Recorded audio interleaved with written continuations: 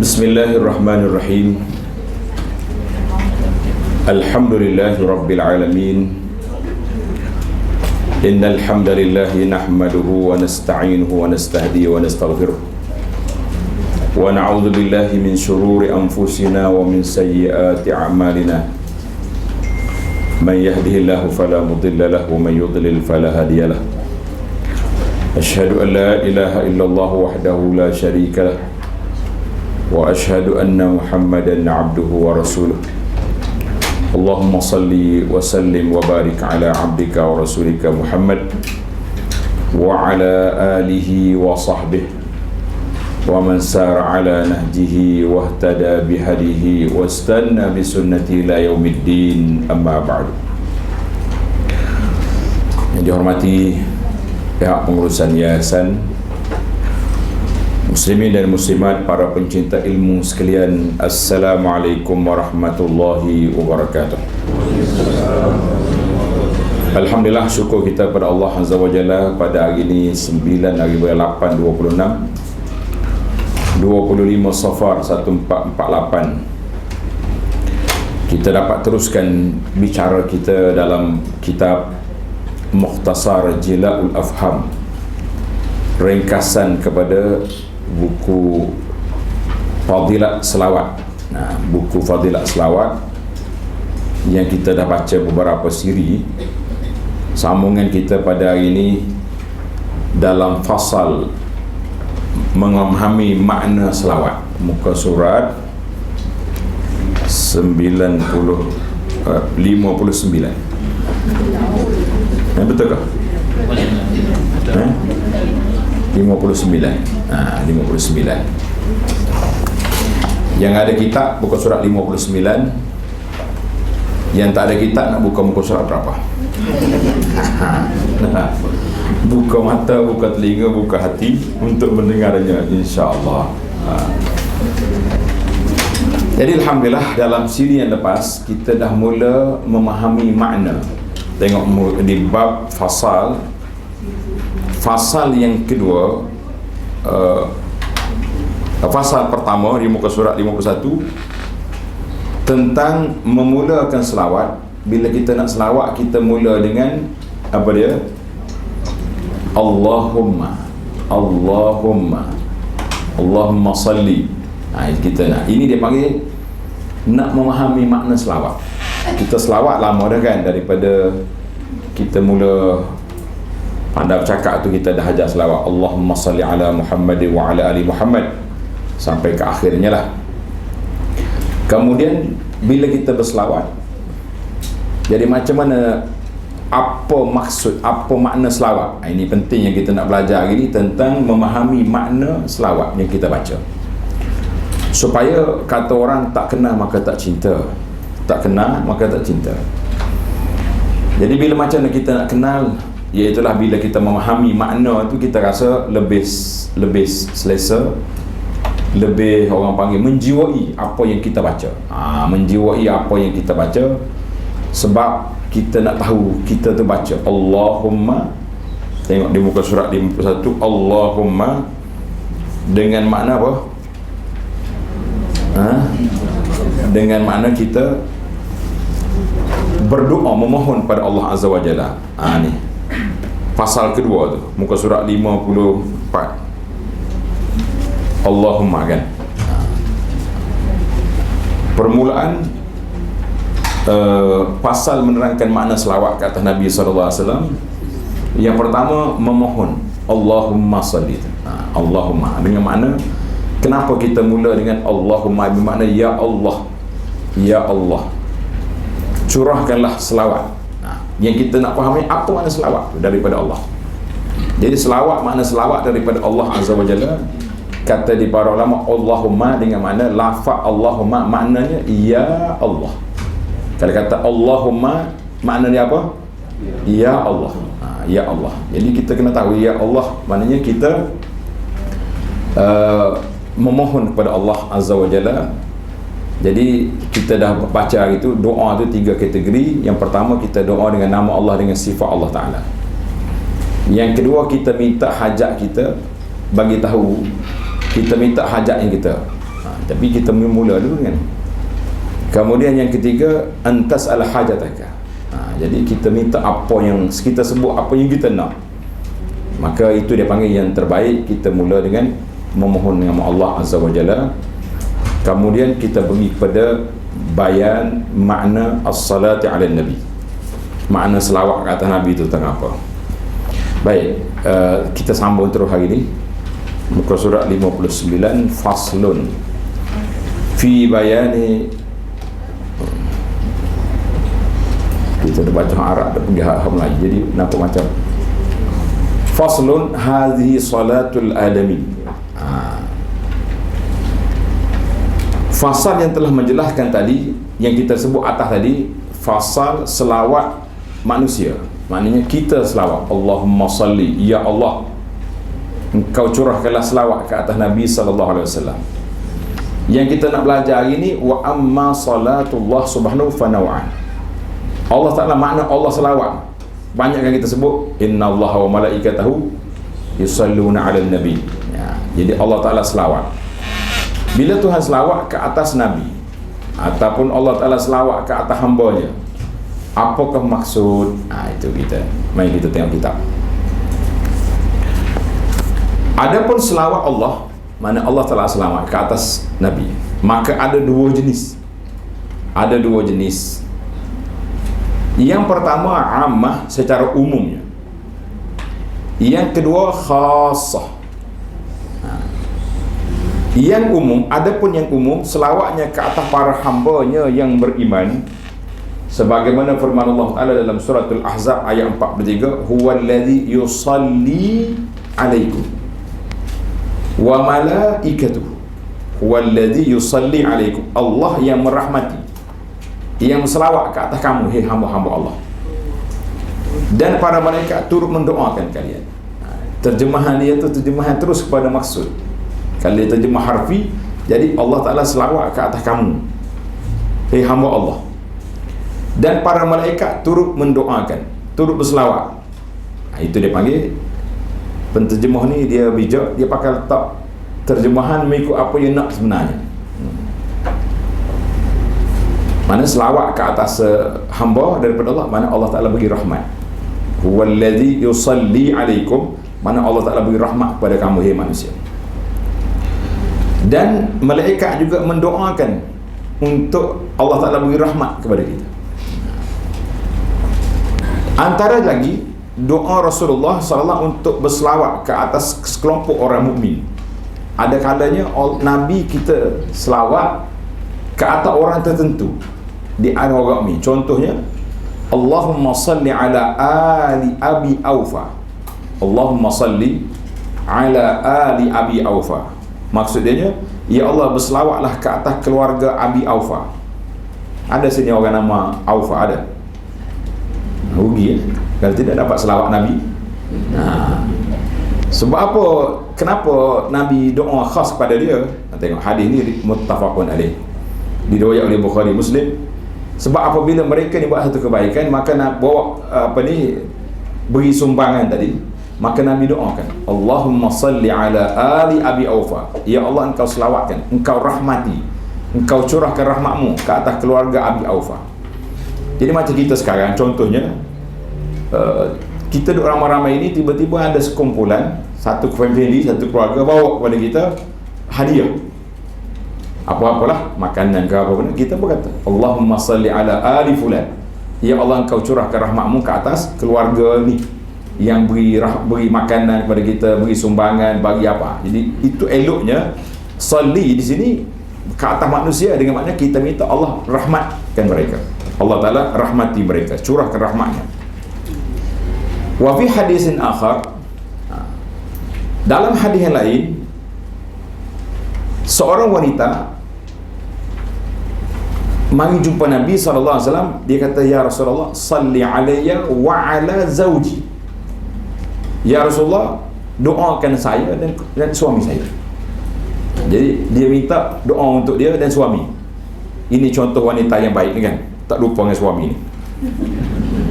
Qala sallallahu alaihi wasallam, qala sallallahu alaiki wa ala zawjiki. Semoga Allah Ta'ala berselawat ke atasmu mana Allah Ta'ala beri rahmat kepada awak dan suami. Hadis ini rawahu Ahmad dan lain-lain dengan sanad yang baik. Itu dia panggil selawat secara umumnya ke atas ke atas hamba-hamba Allah Ta'ala. Boleh je kita doa sedemikian. Jadi kita minta rahmat pada orang-orang yang tertentu apabila dia orang buat baik. Eloklah bila orang buat baik, orang buat kebaikan untuk kita ke untuk orang lain, ini kita doakan kepada dia. Semoga Allah Ta'ala curahkan rahmat sallallahu alaihi. Jadi boleh. Maknanya kalau selawat ke atas makhluk lain daripada Nabi sallallahu alaihi wasallam, dengan makna apa? Dengan makna Allah Ta'ala beri rahmat. An-naw'us tsani, kita pergi kepada kategori yang kedua. Kategori yang kedua, salatuhu khasah. Ini khas bila kita biasanya kita beribadat, berselawat, mana kita akan pergi kepada Nabi sallallahu alaihi wasallam ataupun kepada para anbiya alaihimus salatu wassalam. Para anbiya alaihimus salatu wassalam, itu tempat dia. Ini dia bagi selawatnya yang khusus buat para nabi dan rasul alaihimus salatu wassalam, khususnya kepada siapa? Penutup sekalian nabi yang paling mulia, iaitulah Nabi kita Muhammad sallallahu alaihi wasallam. Ibnu Abbas radhiyallahu anhuma ketika menafsirkan ayat suratul Ahzab ayat 56, innallaha wa malaikatahu yusalluna 'alan nabi. Maksud sesungguhnya Allah dan para malaikatnya berselawat ke atas Nabi sallallahu alaihi wasallam. Ibnu Abbas kata apa? Yubarikuna alaihi, iaitu mengurniakan keberkatan ke atasnya. Itu tafsir Ibn Abbas kepada ayat ini. Dia kata Allah Ta'ala beri berkat. Allah Ta'ala beri berkat. Tafsiran ini tidak bercanggah dengan tafsiran selawat sebagai pujian. Maknanya bila Allah Ta'ala selawat ke atas Nabi, mana Allah Ta'ala puji Nabi, puji para anbiya alaihimus salatu wassalam. Kehormatan dan kemuliaan, memuliakan dan memberi penghormatan kepada Nabi. Hal ini kerana keberkatan daripada Allah mengandungi semua perkara yang tersebut. Bila kata Allah Ta'ala selawat, mana Allah Ta'ala beri berkat, Allah Ta'ala puji, Allah Ta'ala muliakan nabinya, rasulnya dan para anbiya yang dipilihnya. Jadi kita kata daripada Allah Ta'ala beri berkat. Oleh sebab itu, kata malaikat kepada Nabi Ibrahim AS. Tengok, malaikat ni bila mari jumpa Nabi Ibrahim, dia kata apa? Ada meninggal lagi. Oleh sebab itu digabungkan antara selawat ke atas Nabi SAW dan keberkatan untuknya. Kata malaikat kepada Nabi Ibrahim, rahmatullahi wa barakatuh, rahmatullahi wa barakatuhu alaikum ahlal bait. Rahmat Allah Ta'ala dan berkatnya ke atas sekalian para ahli bait, mana keluarga Nabi Ibrahim alaihi salatu wassalam. Jadi makna berkat, selawat dengan makna memberi keberkatan, ataupun berkat itu sendiri pun satu keberkatan yang Allah Ta'ala angkat dia punya darjat. Kata Nabi Isa Al-Masih alaihi salam, wa ja'alani mubarakan aina ma kuntu. Allah menjadikan aku diberkati di mana saja aku berada. Surah Maryam ayat 31. Itu dari sudut dalil-dalil daripada ayat menunjukkan keberkatan. Qala ghairu wahid minas salaf, ramai di kalangan ulama salaf mengatakan tentang tafsirannya, biasa mulimman lil khairi aina ma kunta. Makna engkau ni bila Allah Ta'ala beri keberkatan, maknanya biasa menggendong kebaikan di mana saja ku berada. Jadi itu kata Nabi, doa Nabi Isa tadi, Allah Ta'ala beri kebaikan kepada aku di mana saja aku ada. Wa ja'alani mubarakan, maknanya Allah Ta'ala berkat kepada aku, yakni memberi kebaikan kepada aku di mana saja aku berada. Itu dengan itu doa Nabi Isa alaihi salam. Tafsiran ini maknanya kebaikan. Berkat dengan mana kebaikan merupakan sebahagian daripada keberkatan. Seseorang yang diberkati mempunyai kebaikan dalam dirinya yang disalurkan kepada orang lain melalui pengajaran, bimbingan, nasihat, kemahuan dan usaha. Itu baik kita kata orang ini berkat. Maknanya selain daripada dia tu baik, kebaikan dia tu mengalir kepada orang. Ini sepatutnya bila kita sebut tentang berkat, kita kena faham konsep keberkatan dalam Islam ni, dalam yang kita yang sepatutnya. Ni dok kata ni, bila jumpa ustaz ke tuan guru ke, asyik nak ambil berkat macam ustaz ambil berkat sikit, mari gosok ustaz. Lepas pada tu ustaz mula mengajar, dia pun lari slow-slow keluar. Berkat apa tu? Berkat selfie nama dia tu. berkat selfie, dia tak berkat sungguh. Berkat selfie yang maknanya dia bagian ambil gambar, bukan nak belajar. Jadi keberkatan ustaz tu tak mengalir lah kepada dia, sebab kita manusia biasa ni tak ada. Nabi SAW bersentuh dengan dia tu berkat lah. Sentuh dengan dia berkat. Tengok dalam siri yang lepas, ketika Nabi SAW sakit, nak angkat tangan pun tak larat, Sayyidah Aisyah kata, aku baca jampi-jampi ruqyah yang Nabi kita ajar. Kemudian aku ambil tangan dia sendiri, tangan Nabi SAW, dia tiup di tangan Nabi, dia gosok. Mana dia ambil tangan Nabi, dia gosok kepada Nabi. Sebab tangan dia itu sendiri berkat. Adapun kita manusia yang biasa ni tak adalah keberkatan seperti yang dia beri oleh Allah kepada Nabi. Tapi berkatnya seorang guru, seorang pendakwah, seorang ahli ibadat itu, kita tengok kepada kebaikan yang dia ada. Orang kata gitu, orang ni berkat insya-Allah. Jadi maksudnya banyak kebaikan yang dicurahkan. Dia bagi ilmu kepada kita, kadang-kadang dia belanja kita makan lagi, kadang-kadang dia bagi nasihat. Itu dia panggil keberkatan seorang itu. Baik, dalam diri seorang itu ada keberkatan yang banyak. Ada orang ni hidup dia daripada pagi sampai malam, dia boleh baca Quran, dia boleh zikir pagi, dia boleh solat berjamaah, dia boleh bekerja sama seperti orang lain bekerja. Tapi kelebihan Allah tadi berkat kepada dia dapat melakukan ibadat-ibadat yang orang tak berkat tak boleh buat. Dan kebaikan dia pula tersebar pula kepada orang lain. Maka kita kata orang ini orang yang mubarakan, diberkati oleh Allah Azza wa Jalla. Sebab kerana itu bila kita tengok orang dapat nikmat, nampak apa-apa, kita berdoakan barakallahu, Allah Ta'ala beri keberkatan padamu. Dengan jawatan yang kau ada ni, semoga Allah Ta'ala beri keberkatan. Dia jawatan besar, tapi dia tak sombong, dia tidak takabur, dia tidak angkuh, dia guna kedudukan dia untuk kebaikan umat. Itu dia panggil orang yang diberkati. Jadi itu dia panggil makna mubarakan.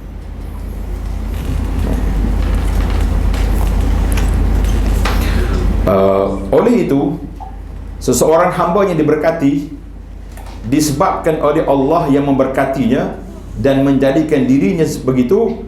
Allah itu sendiri maha berkat kerana seluruh keberkatan datang daripadanya. Jadi hambanya diberkati oleh Allah yang maha berkat. Dalam surah Al-Furqan Allah sebut tabarakallazi nazzala al-furqana ala 'abdihi liyakuna lil 'alamin nazira. Maha berkat Allah yang menurunkan Al-Furqan kepada hambanya Muhammad sallallahu alaihi wasallam untuk menjadi peringatan dan amaran bagi seluruh penduduk alam.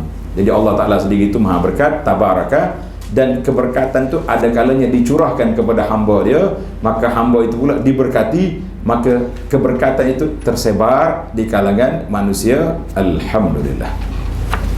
Tamatlah dalam maknanya pertama tentang berkat. Selawat daripada Allah Azza wa Jalla ke atas hamba dia yang beriman, dengan mana Allah Ta'ala beri rahmat. Selawat khas ke atas Nabi alaihi wasallam, mana Allah Ta'ala beri segala perkara kebaikan, keberkatan kepada Nabi sallallahu alaihi wasallam. Cuma timbul soalan, sallallahu alaihi wasallam ni untuk Nabi kita saja ke, boleh kita untuk guna semua Nabi?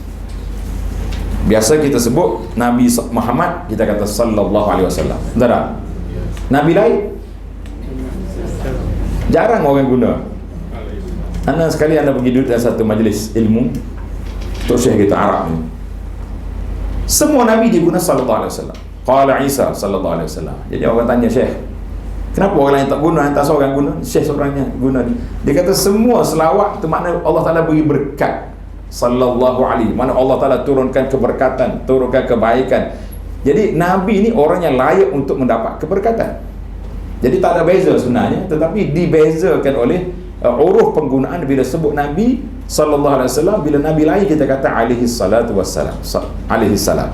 Qala Musa alaihi salam. Jadi tapi boleh kita guna sallallahu alaihi wasallam kepada semua para anbiya dengan nama selawat khas. Adapun selawat umum dengan makna rahmat, boleh juga kita kata Allah Ta'ala selawat kat kamu, tapi kalau kita guna pada manusia biasa mungkin janggal lah. Allahumma salli alaihi, kenapa pula selawat kat aku? Kita pergi kepada makna umum. Makna umum salat dengan makna doa. Bila doa daripada Allah dengan makna Allah Ta'ala beri rahmat. Selawat daripada kita, makna kita minta dengan Allah supaya curahkan rahmat, curahkan keberkatan. Itu dia panggil dengan makna Allahumma salli. Habis. Dua perkataan sudah selesai. Allahumma dengan mana? Ya Allah. Salli, curahkanlah keberkatan, rahmat, kasih sayang, semua duduk di situ. Kepada siapa? Ala. Ala tak kira, sebab ala tu dia panggil huruf jar. Bunyi dia tu maknanya telah bahasa Arab jadi. Ada huruf apa? Huruf ala dia kata dah. Baik. Muhammad. Sekarang ni baru sampai huruf yang ketiga. Tulis. Perkataan yang ketiga adalah selawat. Allahumma sudah dah. Salli sudah. Ala. Ala Muhammad. Ala tak kira. Muhammad sallallahu alaihi wasallam. Jadi sekarang ni kita nak ambil nama Nabi dan washtiqaqihi dan kata terbitan daripada Muhammad. Muhammad mari daripada perkataan mana? Mari daripada perkataan apa? Muhammad. Mari kita tengok. Nama ini, hazal isim, nama Muhammad ini, Muhammad sallallahu alaihi wasallam, merupakan nama yang paling masyhur bagi Nabi sallallahu alaihi wasallam. Mana kalau sebut nama Muhammad ni dalam bab selawat, dia tak akan pergi ke orang lain. Khas untuk Nabi sallallahu alaihi wasallam, dan orang Arab sebelum daripada Nabi dia tak kenal nama Muhammad. Sebab nama ni Allah simpan. Simpan untuk siapa? Untuk Nabi sallallahu alaihi wasallam. Tak ada orang guna. Nama cantik, tapi tak ada siapa terfikir nak letak nama anak dia Muhammad. Tak ada. Sehinggalah orang yang pertama nama dia Muhammad. Bukan makhluk pertama cerita Nuh tu lain. Orang yang pertama di kalangan manusia yang menggunakan nama Muhammad sallallahu alaihi wasallam. Baru ni anda baca sebuah kitab I'anatul Talibin. Dia bawa hadis, mana-mana orang nama Muhammad maka tidak disentuh di api neraka. Kalau macam tu kita tak nama Muhammad belaka kita. Dekat depan semua ada Muhammad. Tapi hadis yang digunakan hadis tu hadis yang tidak, hadis palsu, hadis yang tidak diterima. Tapi dia ada dalam kitab-kitab. Kerana itulah kita pentingnya bila belajar kitab-kitab, bila bersentuh tentang perkara-perkara yang menyebut seperti itu, perlu kepada dalil yang sahih supaya kita boleh sandarkan. Tapi tak ada orang pertikai bahawa nama Muhammad tu cantik, elok, dan inilah nama yang paling utama bagi Nabi sallallahu alaihi wasallam. Kemudian dia ambil di mana? Di mana ke istiqaq, kata terbitan dia. Kita belajar bahasa Arab sikit dah. Merupakan Muhammad sallallahu alaihi wasallam merupakan nama yang paling masyhur bagi Nabi sallallahu alaihi wasallam, merupakan isim, kata nama mangqulun anil hamdi. Kita pasal kadang-kadang kena benda yang pelik ni, kita kena guna istilah Arab dia tu baru boleh nampak. Ismun mangqulun anil hamdi merupakan isim, kata nama yang diambil daripada perkataan alhamdu dengan makna pujian, dan pada asalnya ialah isim maf'ul minal hamdi, kata nama objek daripada alhamdi. Nama ini mengandungi pujian kepada yang dipuji. Muhammad mana yang dipuji. Kecintaan, penghormatan serta pengagungan buat Nabi sallallahu alaihi wasallam, maka itu nama dia Muhammad. Inilah hakikat sebenar alhamdi, serta dibina di atas binaan mufa'al. Muhammad rumah sama, miha mida, atas mi itu ada syeddah. Muhammad dipanggil mufa'al. Kalau orang belajar dipanggil tasrih sarah tu, dia adalah benda tu. Seperti mu'azzam dengan zat tu dia, mu'azzam maknanya yang diagungkan, muhabbab yang dicintai, apa lagi, musawwad yang dipertuankan, mubajjal yang dimuliakan dan seumpamanya. Mana Muhammad tu mari daripada susunan ayat seperti itu. Muazzam, muhabbab, musawwad, mubajjal. Siapa dia boleh ulang balik? Nah, dia kata kita berlatih dulu, lepas ni kita ulang balik. Hal ini kerana binaan ini mengandungi banyak makna, yakni berlakunya kata kerja itu ke atasnya. Ini lafaz asal lah. Pasal tu dia kata istiqaq mana. Sekiranya dikeluarkan isim fa'il, kata nama objek dari pola kata ini, maka maknanya lah orang-orang yang banyak melakukan perbuatan sebut berkali-kali, seperti muallim, guru. Pasal guru ni dia cakap banyak. Orang paling banyak dalam dunia bercakap guru. 2 jam seorang dia cakap. Betul tak? Orang paling banyak bercakap guru. Yang kedua siapa? DJ radio, cakap seorang dia. Dia ketawa seorang, suka seorang, cakap seorang. Nah itu. Tapi sekarang ni memang ada orang cakap seorang. Dengan ada handphone ni, cakap seorang. Dia dah cakap seorang, orang tak nampak, kaki tangan semua naik. Betul? Itu cerita. Dia kata mufahim yang memahamkan, mubayyin yang menjelaskan, mukhallis yang melepaskan, mufarrid yang menghadirkan kelegaan antaranya. Itu dia panggil nak ambil istiqaq serta susunan ayat. Sekiranya diterbitkan daripadanya isim maf'ul, kata nama objek pula, maka maknanya lah orang yang banyak berlaku ke atasnya perbuatan tersebut berkali-kali, sama ada yang disebabkan dia berhak atau kejadian perbuatan tersebut berlaku. Demikianlah, baru nak sampai ke tajuk kita. Demikianlah Muhammad sallallahu alaihi wasallam, berarti seorang yang banyak dipuji oleh pemuji secara berulang-ulang kali, atau yang berhak dipuji berulang kali. Jadi nama nak jadi nabi kita ni sallallahu alaihi wasallam, dua-duanya dah ada, betul. Dia dipuji dan dia sendiri tu terpuji. Muhammad maknanya dipuji dan dia terpuji. Kerana itulah bila Quraisy kecam Nabi sallallahu alaihi wasallam dengan kata-kata yang buruk, dengan tuduhan yang jahat, Nabi kata mereka menuduh, mengata kepada orang-orang yang tak baik. Tapi aku Muhammad, aku orang baik. Maknanya Nabi tak kena, tuduhan orang tu tak kena kepada Nabi kita sallallahu alaihi wasallam.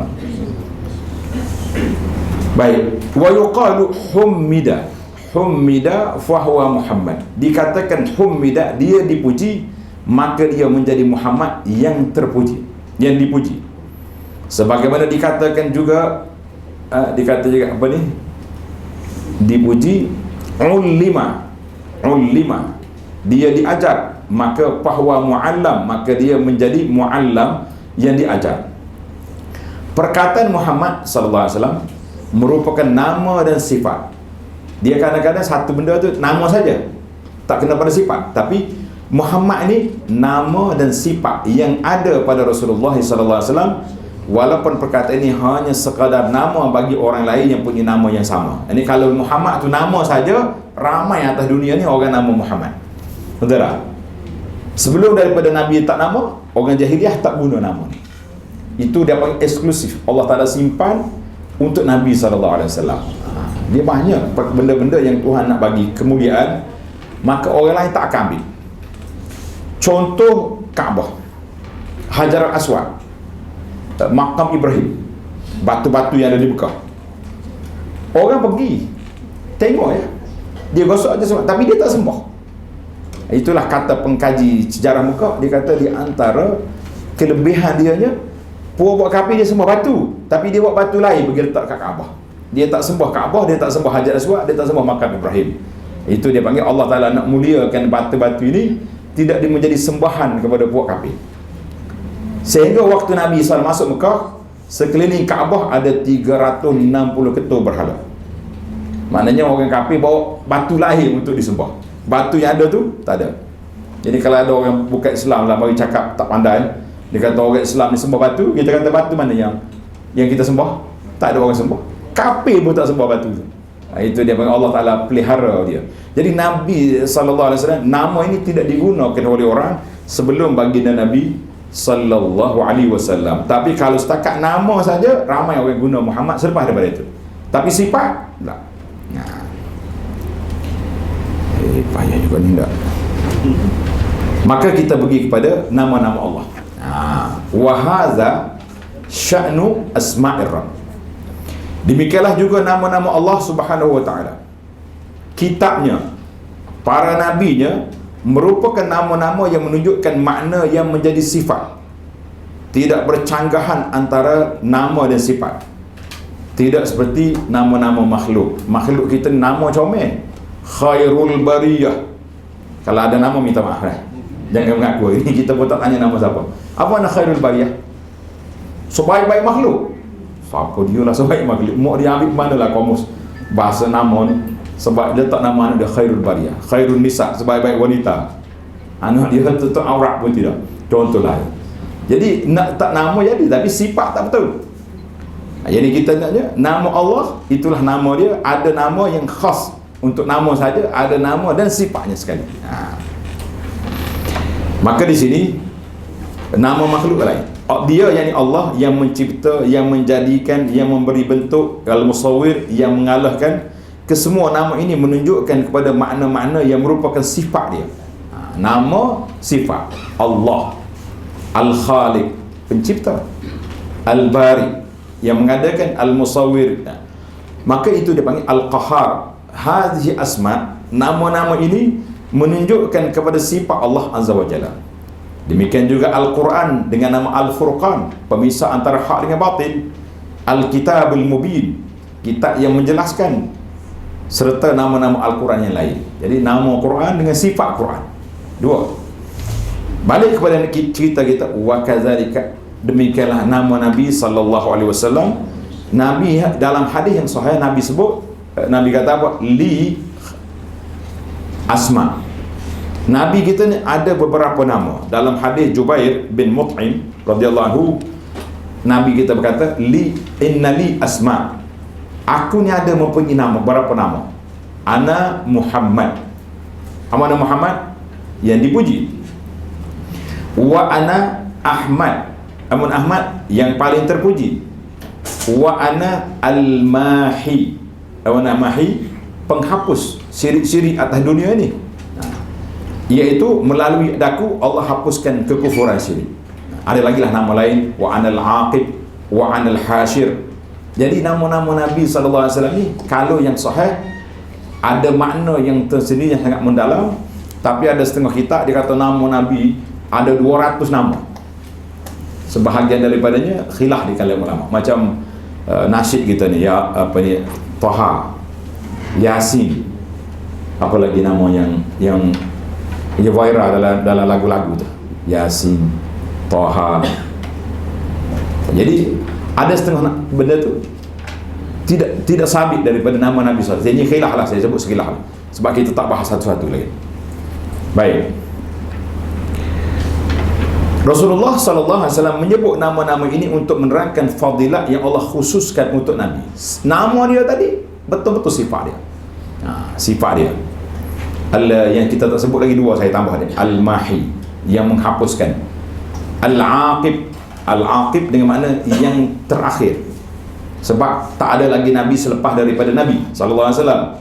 Al-Hashir, yang mengumpulkan manusia di akhir esok. Bila bangkit daripada kubur, kita semua akan berkumpul mencari Nabi SAW untuk mendapat syafaat. Untuk dapat syafaat Nabi SAW. Itu nama-nama yang ada. Maka Rasulullah SAW menyebut nama-nama ini untuk menerangkan fadilat yang Allah khususkan buat Nabi SAW, serta mengisyaratkan kepada maknanya. Sebab kalaulah sebutan ini sekadar nama yang tidak mengandungi makna, sudah pasti sebutan tersebut tidak menunjukkan kepada adanya pujian kepada Nabi. Nak puji apa? Nama saja. Betul, sebab kita nama-nama kita, ada setengah orang kata nama saja. Nama saja ni kita pun tak kata apa, panggil nama. Macam nama Dogol,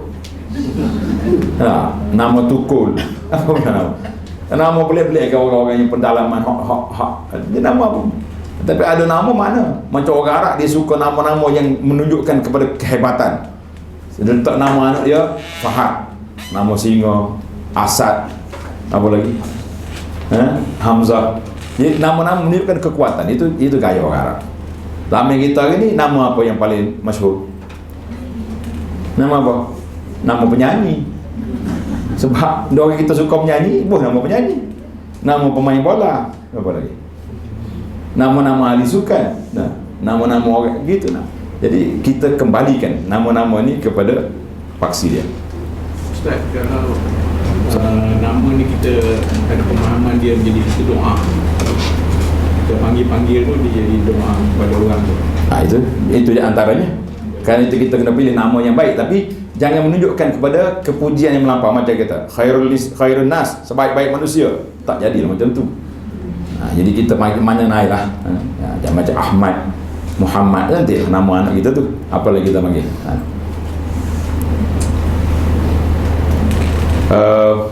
Rasulullah SAW menyebutkan nama-nama untuk menerangkan fadilah yang Allah khususkan buat baginda, serta mengisyaratkan pada maknanya. Sebab kalaulah sebutan ini sekadar nama yang tidak mengandungi makna, sudah pasti sebut-sebut tidak menunjukkan kepada adanya pujian buat Nabi SAW. Oleh itu Sayyidina Hassan bin Thabit, biasanya orang Melayu dia suka tulis nama dia Hassan tapi dia tulis 2 S. Kalau 2 S dia kena ada alif nun. Ha, sin, alif, nun, bukan hasinun, iaitu 1 A, Hasan. Kalau kata Hasan kena tambah alif, Hasan. Jadi ramai masyarakat kita bila kata nama apa? Hasan, dia betul di 2 S, kata bukan Hasan, Hasan. Hasan ni penyair zaman Nabi SAW, dia panggil syair Rasul SAW. Dia puji Nabi, dia kata fazul arshi mahmudun wa hadza muhammadu wa syaqqa lahu min ismihi liujillahu. Tulis ku Arab. Penterjemah ni dia buang kan, ya saya. Ana suka lafaz-lafaz seperti ni dikekalkan. Nabi ada tu, dia dengar tu dah. Nanti dia tambah lepas ni.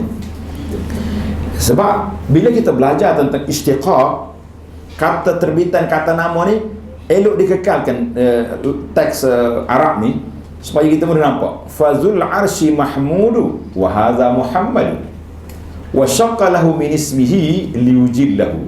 Baru jadi tulis. Ya Allah, Abu Fatih betul mana ini fazul arshi sini tempat tulis kan. Tulis tak sabu kacang kan. Fazul arshi mahmudun wa hadza muhammad. Tulis kita nak tengok khok siapa yang cantik hari ni.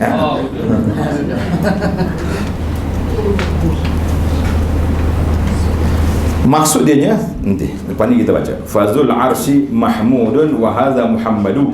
Pemilik aras itu Mahmud, maknanya Allah Ta'ala itu dipuji. Adapun ini Muhammad, maknanya yang dipuji. Wa syaqqa lahu min ismihi liujillahu. Allah Ta'ala petik namanya, buatnya. Jadi nama Allah Ta'ala beri kepada Nabi SAW kerana untuk memuliakannya. Jadi menariklah dia punya kata-kata Hasan radhiyallahu anhu. Fazul coba ikut tak lagi. Kita nak bagi sanak ni kena baca biar tu. Clear. Fazul arsi mahmudu wa hadza muhammadu wa syaqqa lahu min ismihi liujillahu. Alhamdulillah. Pemilik arah itu Mahmud, dipuji. Segala pujian itu kepada Allah Azza wa Jalla. Wa hadza Muhammad, ini juga yang dipuji. Nabi kita Muhammad dipuji dengan akhlak dia, dengan nama dia. Kemudian Allah Ta'ala pecahkan perkataan Muhammad itu, ambil daripada nama Allah liujillahu, supaya Allah Ta'ala muliakan Nabi sallallahu alaihi wasallam. Demikianlah juga nama-nama Allah SWT yang lain, semuanya adalah nama pujian. Nama Allah Ta'ala mengandungi pujian. Kerana itu kita tak boleh sewena-wenanya ambil nama letak pada Allah. Tidak boleh sama sekali. Dia panggil asma'ullah tauqifi. Nama-nama Allah Ta'ala mesti diambil daripada apa yang Allah Ta'ala namakan zatnya yang mulia itu, ataupun apa yang disebut oleh Nabi sallallahu alaihi wasallam. Sekiranya nama-nama ini sekadar lafaz, kalau nama itu lafaz saja yang tidak mengandungi makna, sudah tentu tidak mengandungi pujian. Tak tahu apa makna, tak tahu makna apa. Sedangkan Allah telah menyifatkan bahawa semua namanya itu husna. Apa makna husna? Indah, baik, comel lawa. Apa lagi? Kalau Kelantan kata molek lot comel. Comel lot molek lot. Terus ada tulislah bahasa Kelantan. Baik, sebagaimana firman Allah Ta'ala, walillahil asma'ul husna fad'uuhu biha wa dharul ladzina yulhiduna fi asma'ihi sayujzauna ma kanu ya'malun. Allah Subhanahu wa Ta'ala mempunyai nama-nama yang indah, yang mulia, maka serulah dan berdoalah kepadanya dengan menyebut nama-nama itu. Jadi kita kena doa mengikut kesesuaian. Kita nak minta ampun, doa dengan nama Allah Ta'ala Al-Ghaffar, Ar-Rahim, At-Tawwab. Baru kena tengok ni, contohnya orang Badui sedik kat bawah ni. Jadi kita kena serulah nama Allah Ta'ala, berdoalah kepadanya dengan menyebut nama-nama itu. Pulaukanlah orang-orang yang berpaling dari kebenaran dalam masa menggunakan nama-namanya. Mereka akan mendapat balasan mengenai apa yang mereka salah gunakan. Ada setengah orang ni salah guna nama Allah SWT ataupun dia main-main. Baik, nama-nama ini tidaklah menjadi baik kerana sekadar lafaznya, akan tetapi kerana makna yang mengandungi sifat yang sempurna. Oleh hal yang demikian, ketika mana orang Arab mendengar seorang membaca, dia kata sini Badui, Ba'dul Arab, mana orang Badui ni, orang Badui ni walaupun dia tak mengaji banyak, dia tak ada CJ pengajian Islam, tak ada CJ bahasa Arab, tapi dia panggil bahasa Arab tu saliqah, bahasa dia dengar orang baca Quran. Menarik ni. Cuba tanya surah dia baca surah Al-Maidah. Was-sariqu was-sariqatu faqta'u aydiyahuma jazaa'an bima kasaba nakalam min Allah. Dia baca sekarang. Adapun pencuri laki-laki dan pencuri perempuan, maka potonglah tangan mereka. Hukuman ini sebagai balasan atas apa yang mereka telah kerjakan, juga sebagai suatu hukuman nakalan minallah. Manakala kita nak bincang tentang undang-undang Islam, undang-undang Islam yang ada ruh yang tersendiri, Allah bagi jaminan nakalan minallah. Kalau membuat undang-undang hudud aku ni, aku yang cegah manusia daripada melakukannya. Tapi kalau undang-undang barat, undang-undang putih, tak ada apa ruh, yang adanya pukul je ada. Nah, lagi banyak, lagi lama penjara, lagi senang dia makan free. Itu je. Kemudian si pembaca tadi, dia baca akhir ayat, wallahu ghafurur rahim. Allah Ta'ala Maha Pengampun lagi Maha Kasih belas. Kata si Arab Badui tadi, haza laisa min kalamillah. Ini bukan kalam Allah macam ni. Jadi pembaca ayat tadi, malu atukazib, engkau nak membohong Al-Quran? Dia kata, dah, aku percaya pada Quran, tapi ayat yang baca tadi bukan itu kalam Allah. Tak sesuai dengan kebijaksanaan Allah Azza wa Jalla berkata-kata seperti ini. Fa'ada, pembaca tadi ulang balik ayat. Dia istisqa, maknanya dia ribai balik di bacaan. Was-sariqatu was-sariqu was-sariqatu faqta'u aydiyahuma jazaa'an bima kasaba nakalan minallah. Baru dia teringat, wallahu azizun hakim. Allah azizun hakim. Allah Ta'ala ni gagah perkasa, lagi maha bijaksana. Kata di Badui tadi, sadaqta, betul bacaan. Tengok, Badui boleh betul melalui apa? Melalui makna ayat.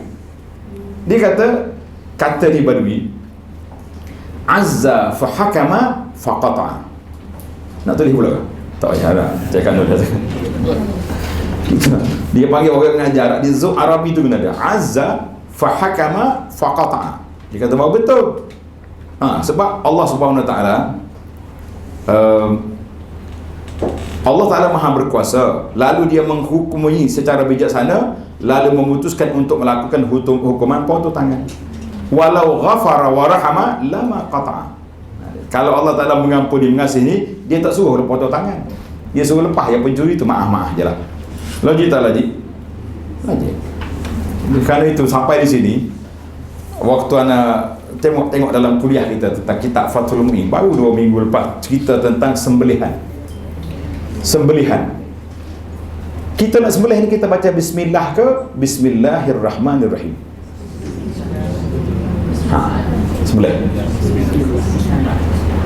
Ada setengah ulama kata bismillah saja, dengan nama Allah aku potong tekuk ayam. Sebab kalau ada Rahman Rahim kesian belas, macam mana kita boleh potong? Orang kesian tak potong. Tapi sebahagian ulama kata taklah, kita baca tu bukan sebab tu kita baca tabarrukan, nak ambil berkat dengan nama Allah, kita baca penuhlah Bismillahirrahmanirrahim. Itu. Sama nak makan juga bismillah, cukup. Tak perlu buat, tak payah siapa-siapa habis Rahmanirrahim. Jadi itu dia panggil susunan bahasa Asmaul Husna. Kita tengok tempat kesesuaian. Bila kita berdoa nak minta ampun tu je. Bila kita nak minta rezeki, ya Razzaq, irzuqni. Jadi kita sebut nama-nama Allah Ta'ala yang sesuai dengan permohonan. Yang sesuai dengan permohonan. Tengok sedap kata cerita Badui sana tu.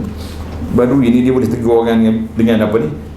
Dia kalau dia tak hafal Quran pun, tapi makna tu tak logik, dia kata. Bukan kalam Allah macam ni. Ni kalammu ni.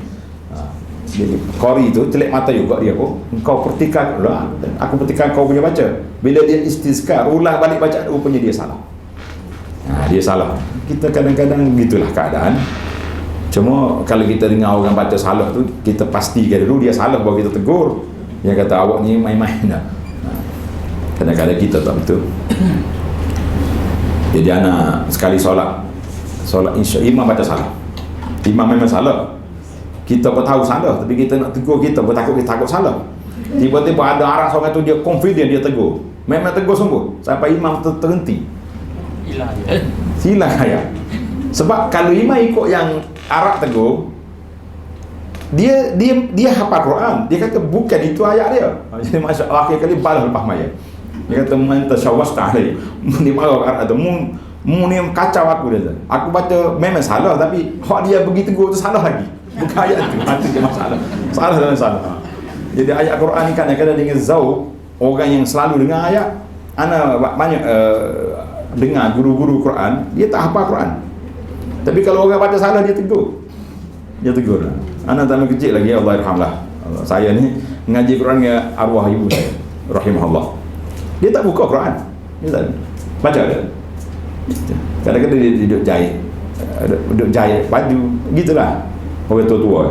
Tapi kita salah, dia boleh tegur. Sebab itu dia panggil zauq al-Quran tu. Allah Ta'ala bagi mukjizat pada Quran. Orang yang selalu baca Quran, dia akan tahu kesalahan. Tapi kita dalam solat ni, kita nak tegur, kadang-kadang confident tu tak kuat. Jadi baik kita diam. Imam tu cari sendiri lah, kau punya ayat macam kau susah dah. Habis tu dia pergi 2-3 kali tak zat, akhir kali dia tukar wal asri inna intan.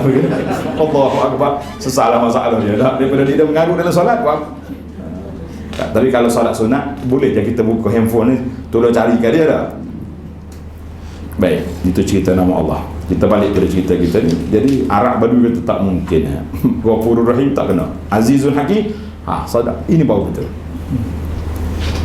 Sekiranya, oleh sebab itu, sekiranya sesuatu ayat rahmat ditutup dengan nama Allah yang mengandungi azab, atau sebaliknya terzahirlah ketidakselarasan kata-kata dan ketidaksegerakannya. Maknanya tak kena dengan susunan ayat, tak logik. Selain itu, Allah mengesahkan hukum hakam dan perbuatan merusi namanya. Sekiranya nama-nama ini tidak mengandungi makna, maka sudah pasti pengesahan ini tidak benar. Seperti firman Allah, faqultu astaghfiru rabbakum innahu kana ghaffar. Maka aku berkata kepada mereka, pohonkanlah ampun kepada Tuhan kamu, sesungguhnya Allah Maha Pengampun. Jadi minta dengan Allah sebab dia Maha Pengampun. Jadi pengesahan dia sifat Allah Ta'ala tu Ghaffar. Betul lah tu. Tapi kalau kita kata istaghfiru rabbakum, minta ampun kepada Tuhan kamu, fa innahu kana mu'azziban, mengazab kamu. Tak kena buat itu. Sebab itu dia panggil tidak, susunan tu tidak kena.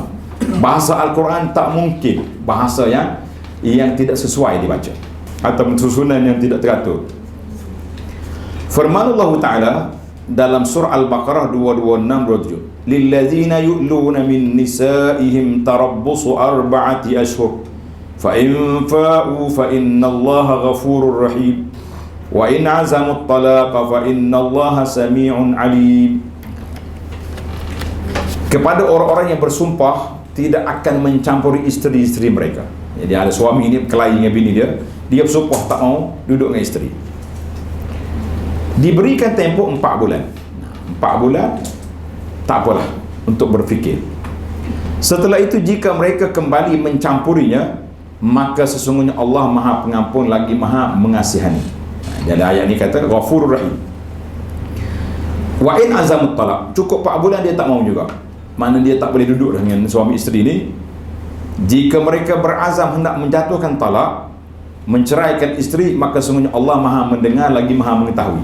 Jadi kita naknya dari sini ayat Al-Fai, ayat tentang sumpah tadi, menerusi ayat ini Allah menutup hukum faid, iaitulah rujuk semula serta kembali kepada keredaan isteri dan berbaik-baik padanya, dengan kenyataan bahawa Allah Ta'ala bersifat dengan sifat dengan apa? Ghafur Rahim, Maha Pengampun lagi Maha Pengasih. Maka dia mengurniakan pengampunan rahmatnya buat hambanya sekiranya dia kembali kepadanya. Mu berkelahi dah 4 bulan dah, 3 bulan dah kelahi, kalau mau balik semula kepada isteri, tak apa, aku mengampunkan, aku kesian belah kepada kamu. Baik. Wa in azamut talaq, kalau tak mau dah, dua orang ni memang tak boleh dah, kalau balik semula ke isteri pun duk main hitung jari ya pagi-pagi, asyik duk bergalau dua tu, tak boleh dulu. Maka balasan diberikan setimpal dengan amalan. Oleh sebab itu ketika seorang hamba memilih keputusan lebih baik, tidak menceraikan, Allah akan kembali kepadanya dengan pengampunan rahmat. Tetapi kalau dia nak cerai, wa in azamut talaq, dan jika mereka berazam hendak menjatuhkan hukuman talak, menceraikan isteri, fa innallaha sami'un alim, maka sesungguhnya Allah Maha mendengar lagi Maha mengetahui. Sebab biasanya talak ni dia kena lafaz. Suami itu kata isteri, aku ceraikan, biarlah, jadi Tuhan dengar. Masalahnya Tuhan dengar, pergi mahkamah dia kata buat tak dengar pula, saya tak kata. Itu jadi problem sekarang ni. Ada pun talak kerana hal itu merupakan lafaz yang didengar dan mengandungi makna yang diniatkan, maka ditutupkan dengan nama As-Sami'. Allah Ta'ala dengar. Mu jangan tipu, mu kata betul tadi kau cerai bini, tiba-tiba mari di mahkamah tak mengaku. Ini banyak kes macam ni. As-Sami' untuk sisi lafaz yang didengari, dan Al-Alim untuk sisi makna yang diniatkan. Sebab lafaz cerai ni dia ada 2 lafaz. Satu dia panggil lafaz soreh, orang tu kata dia cerai isteri, dia ni tak boleh nak takwil dah. Kalau dia kata kita berpisah lah, tak apalah, kalau awak macam ni punya perangai, kita berpisah lah dua. Pisah tu adakah makna cerai ataupun pisah balik rumah masing-masing dulu sementara, fikir-fikir, boleh lagi ya. Maka dia balik kepada niat si yang mengata gitu. Dia panggil, dia ada lafaz kinayah, lafaz yang soreh. Lafaz soreh cerai, tolak, itu tak nak tawil. Tapi dia kata gini lah, engkau balik rumah ayahmu lah. Nak kata balik ke, nak kata berambus pergi pun ikutlah, yang penting tidak bahasa tolak, tidak bahasa cerai. Yang kita naknya Sami'un Alim ya. Kalau kita nak cerita bab ni panjang pula. Jadi anak sendirinya mengambil satu pendekatan yang tegahlah dalam masalah ini. Siapa-siapa yang berkelahi dengan isteri malam-malam ke tengah hari ke, tak usah telefon ke Abu Anas lah, kita tak akan jawab. Sebab kita tak tahu dia kelahi tu apa. Dia kata apa? Ustaz, saya gini.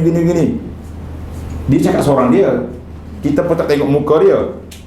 Jadi dia kena ada dua-dua. Isteri kata, "Dak, saya dengar sendiri dia cakap sekian." Oh, dia pula nafi, pergi mahkamah baru selesai masalah. Kalau tidak, susah.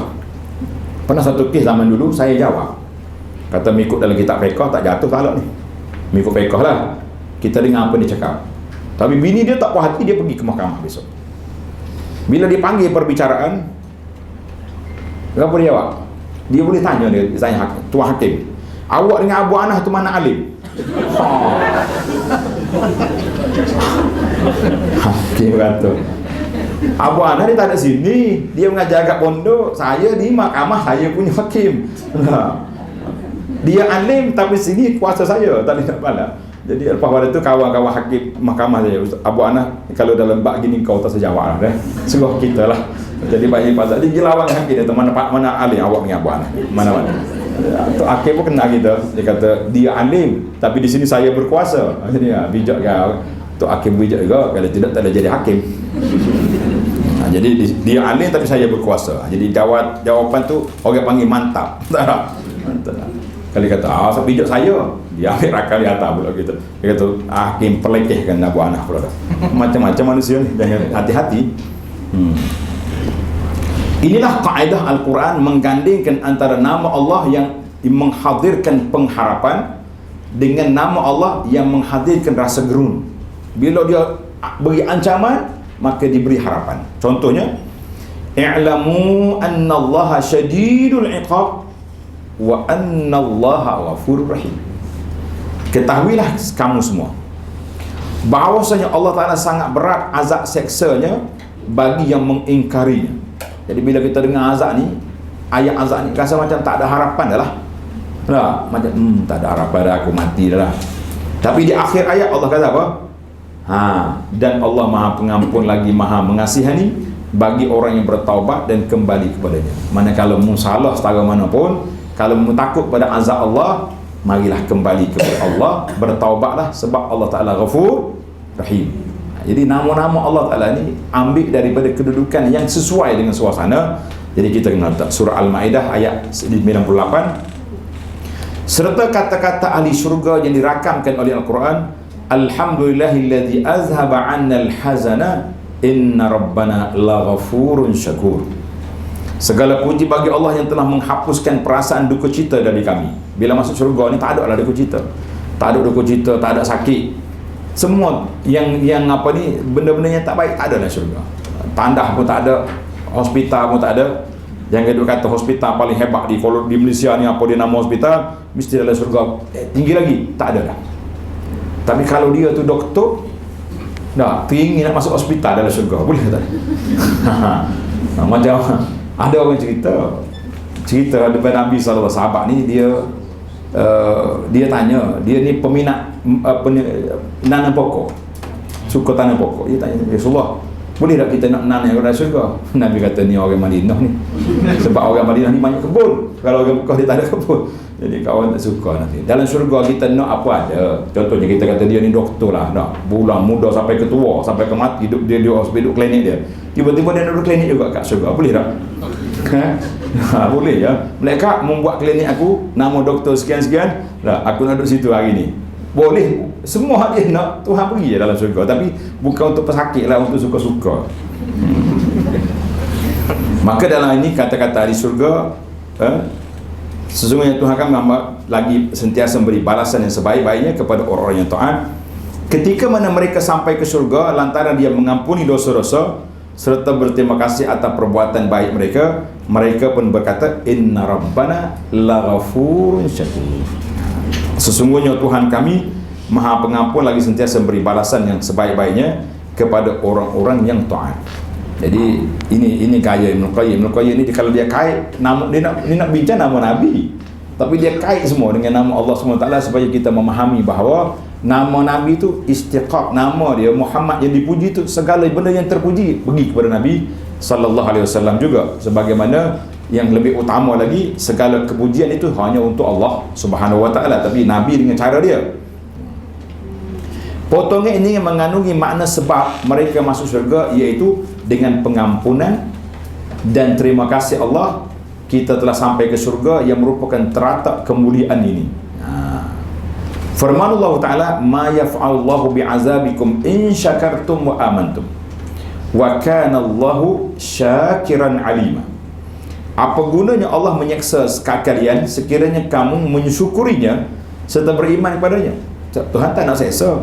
Allah Ta'ala nak beri keampunan kepada kita, nak beri kemaafan kepada kita. Tapi kalau orang ini sudah bersyukur, beriman, ingatlah bahawa Allah sentiasa mengapresiasikan akan ketaatan terhadapnya dan Maha mengetahui akan setiap sesuatu. Jadi Tuhan ni, dia terima kasih kepada hamba dia yang bersyukur.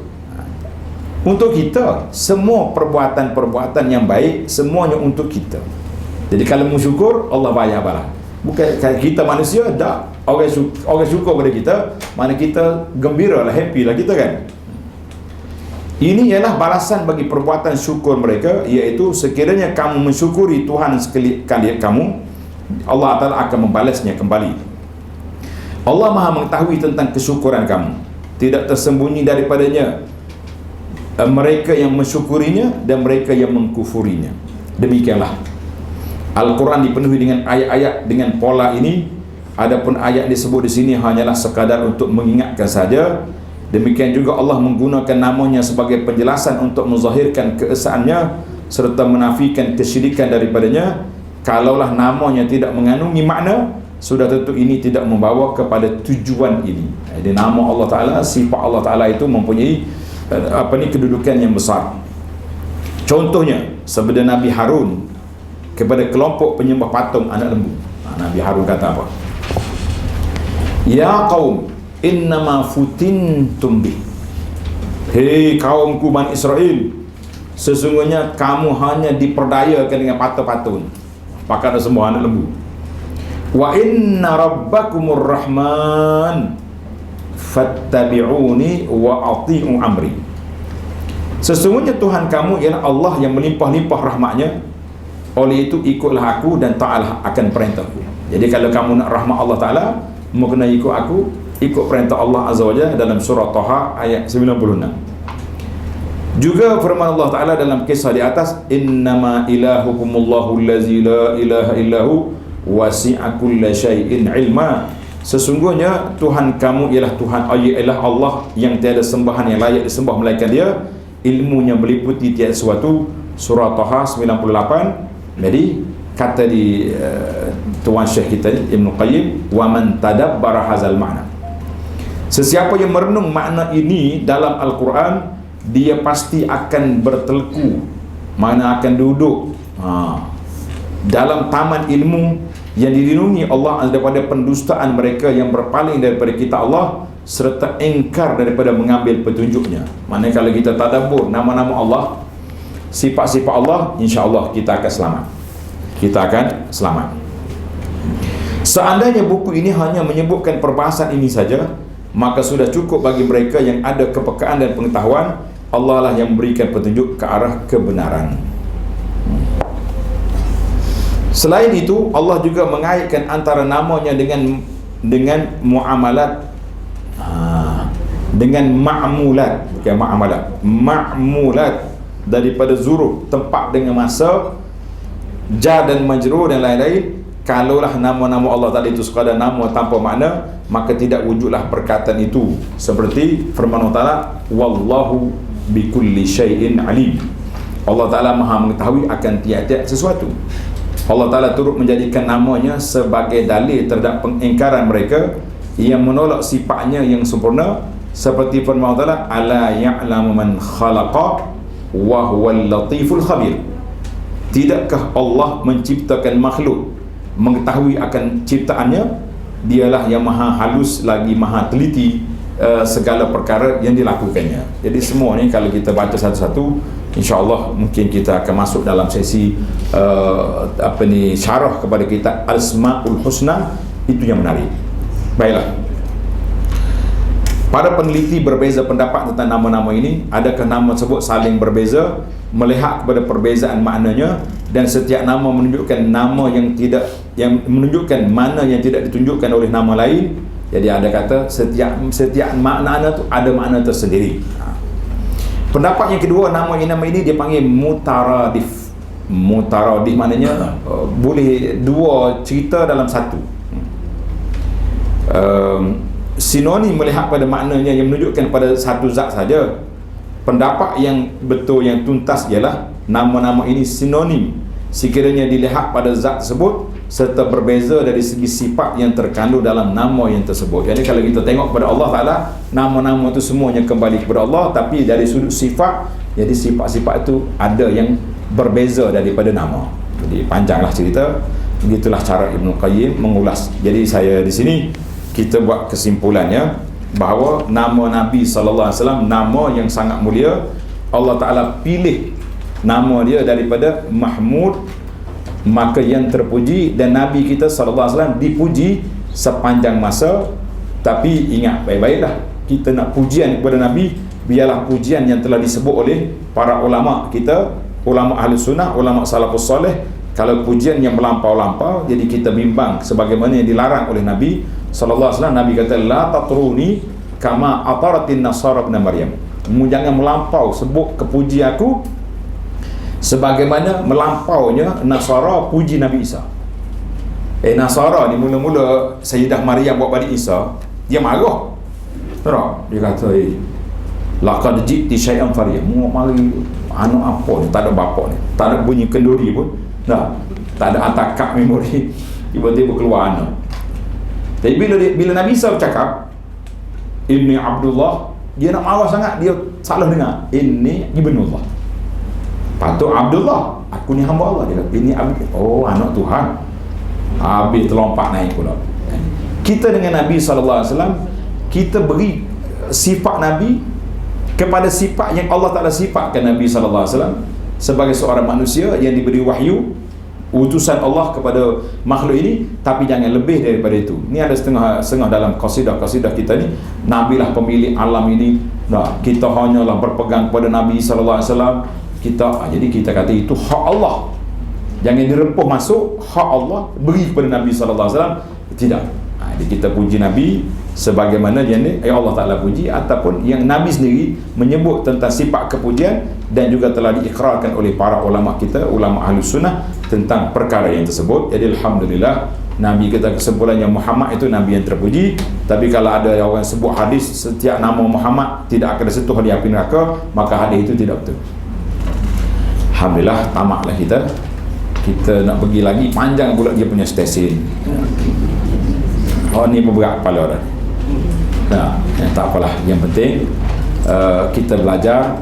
Baru nama ni tak habis lagi ni. Allahumma, ulang balik. Allahumma dengan mana? Ya Allah.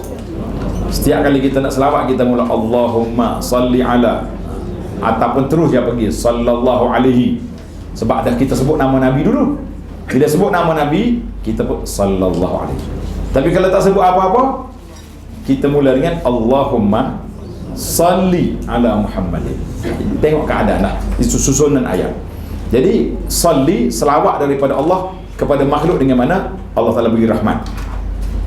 Selawat Allah Ta'ala kepada Nabi Rasul, Allah Ta'ala beri keberkatan, angkat darjat dia tinggi.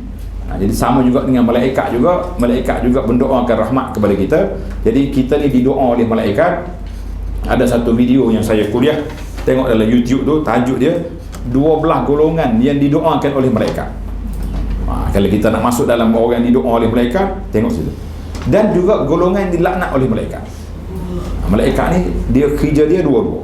Orang yang baik dia doakan kebaikan, orang yang buruk dia laknatnya orang itu. Jadi kita jangan duduk berani-berani lah di antara perkara-perkara yang dia kata apa pelik dengan doa malaikat. Malaikat ni makhluk yang tidak berdahaka kepada Allah. Dia akan doakan memohon rahmat kepada orang yang layak, dan dia akan azab laknat juga kepada orang yang layak untuk dilaknat. Maka kita berdoa kepada Allah SWT supaya kita duduk di atas landasan yang sentiasa mendapat kasih sayang Allah, disayangi oleh para malaikat dan didoakan oleh malaikat. Biiznillah azza wa jalla kita selamat di dunia dan aman kita di akhirat. InsyaAllah kita akan sambung dalam siri yang akan datang perbahasan tentang nama Nabi sallallahu alaihi wasallam lagi di bawah fasal muka surat 72. Tanda situ dulu lah, insyaAllah. Tamaklah perbincangan. Kalau ada soalan-soalan boleh. Ada soalan? Tak ada lah. Baik. Wa sallallahu ala nabiyyina Muhammad wa ala alihi wa sahbihi ajma'in walhamdulillahi rabbil alamin. Wassalamualaikum warahmatullahi wabarakatuh.